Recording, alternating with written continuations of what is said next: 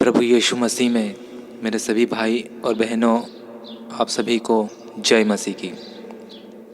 आज का ये संदेश बड़े ध्यान से सुनिए और उसके बाद ही अपनी राय कमेंट में दीजिए। और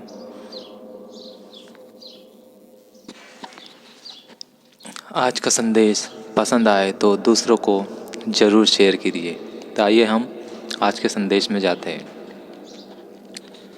मेरे प्रियो, आज हम उस दौर में जी रहे हैं जिस दौर में शैतान और उसकी दुष्ट शक्तियाँ बहुत अधिक शक्ति के साथ कार्य कर रही है।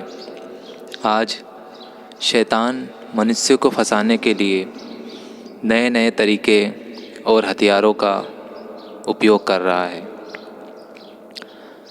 उन्हीं हथियारों में से एक हथियार है घमंड, जिसे हम प्राइड भी कहते हैं। जैसे कि हम हमारे चारों ओर देखते हैं कि हर किसी न किसी व्यक्ति को कोई न कोई प्रकार का घमंड पाया ही जाता है।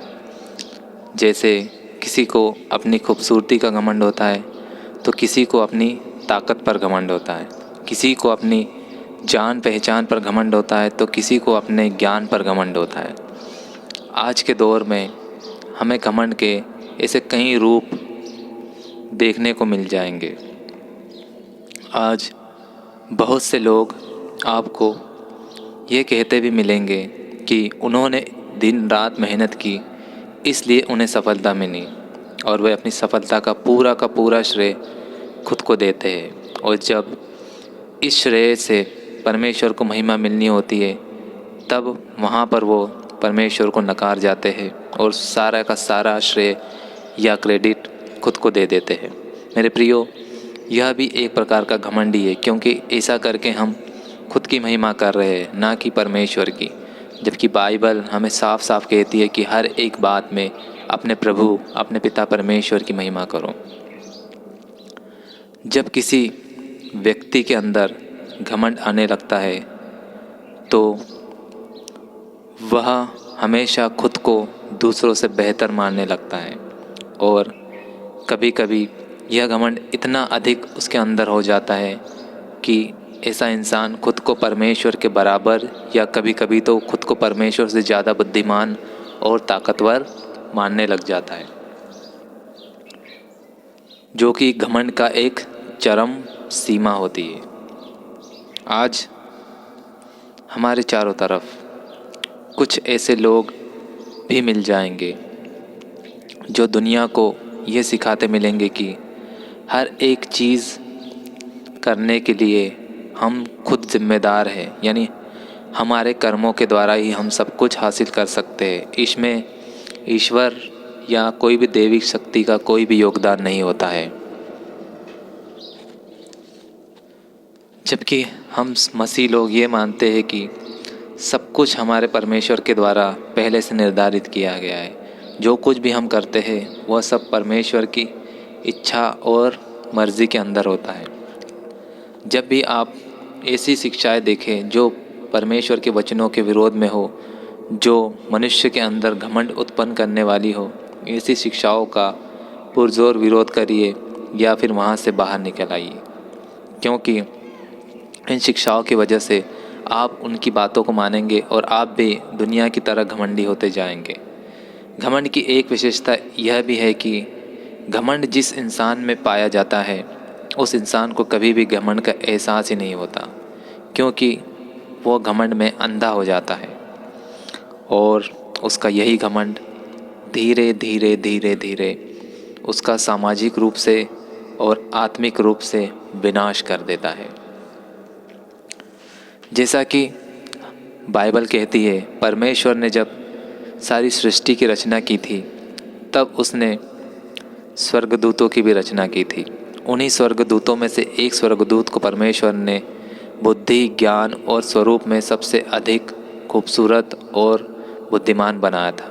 लेकिन कुछ समय के पश्चात उस स्वर्गदूत में इन्हीं अपनी विशेषताओं यानी खूबियों की वजह से घमंड आने लगा, और उस स्वर्गदूत ने स्वर्ग के सिंहासन पर आसीन होने का ख्वाब देख लिया और वो घमंडी हो गया, खुद को सबसे ताकतवर और ज्ञानवान समझने लगा। यहाँ तक कि उसने परमेश्वर को भी अपने से तुच्छ जानने लगा और उसने स्वर्ग पर आधिपत्य जमाने के लिए अपने साथ स्वर्ग के 1/3 स्वर्गदूतों को मिला लिया,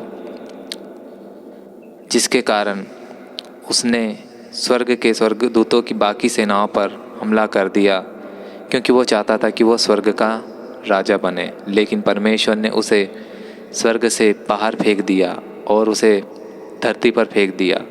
और वही स्वर्गदूत जो कभी ज्ञान और बुद्धि में निपुण था, वह आज शैतान के नाम से जाना जाता है। इस प्रकार हम समझते हैं कि एक स्वर्गदूत जो परमेश्वर की सबसे खूबसूरत रचना थी, एक घमंड के कारण वो शैतान बन गया। इसी प्रकार शैतान भी इंसान के अंदर परमेश्वर के गुणों को समाप्त करके हर इंसान को शैतान उसकी तरह बनाना चाहता है। और घमंड ही एक ऐसी चीज़ है जो इंसान को सबसे पहले शैतान की तरह बना देता है, क्योंकि घमंड के द्वारा ही इस दुनिया में पापों की शुरुआत हुई थी। घमंड ने ही इस दुनिया में सबसे पहले पाप को उत्पन्न किया था।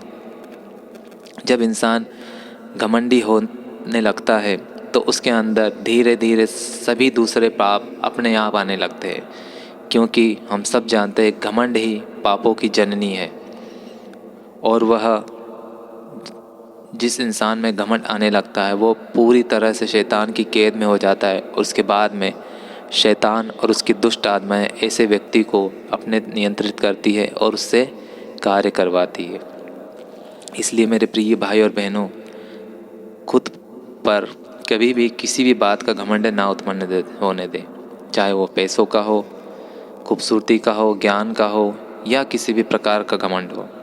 घमंड से हमेशा दूर रहिए, क्योंकि परमेश्वर को घमंडी लोगों से सबसे ज़्यादा नफरत है और परमेश्वर घमंडी लोगों का सर्वनाश कर देता है।